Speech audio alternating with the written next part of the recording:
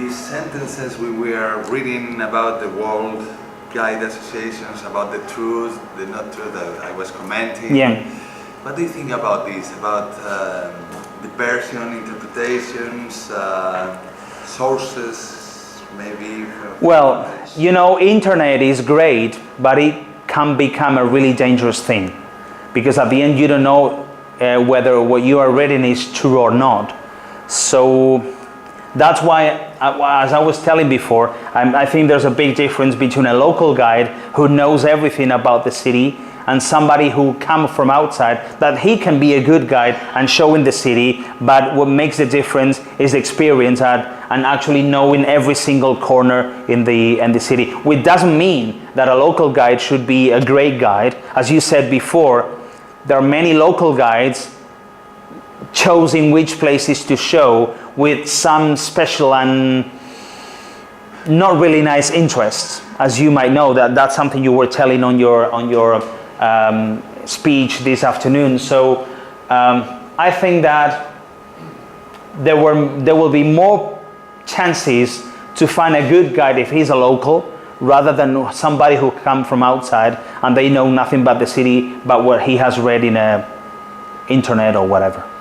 Because somehow you are also speaking about monuments, history, but you are also representing and speaking about culture. Yeah, actually I love, and I think that people really appreciate that, to go beyond the evident things of people watching.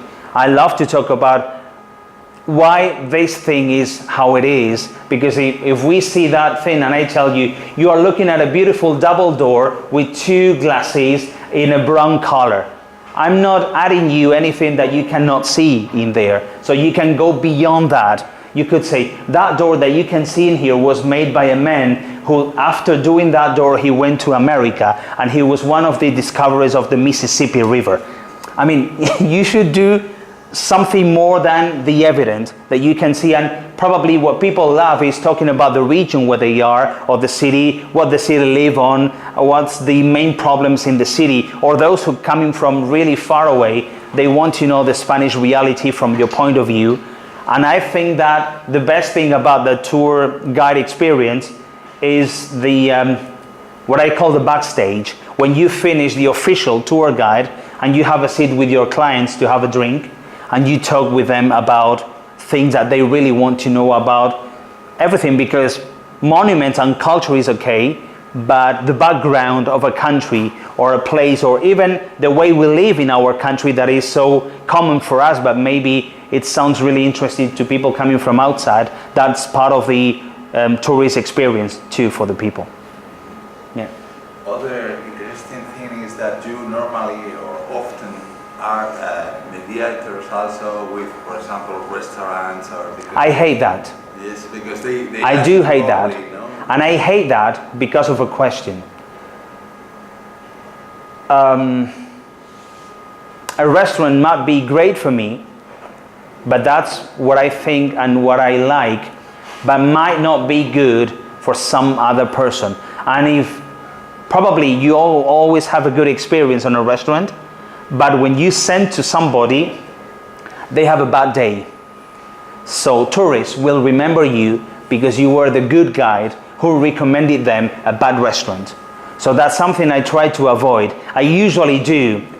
When we finish, in the case of my hometown, there's a big square, and I said, you've got a lot of restaurants in the main square. You can go and have a look to all of them. They have the menu of the entrance, and you choose the one that fits more to what you need and what you want your budget. And I prefer to do that, and that the choice will be at the end theirs and not mine. I don't like that, and even less with shops. I hate that. I don't like that, not at all. I prefer to earn 50 euros less and have my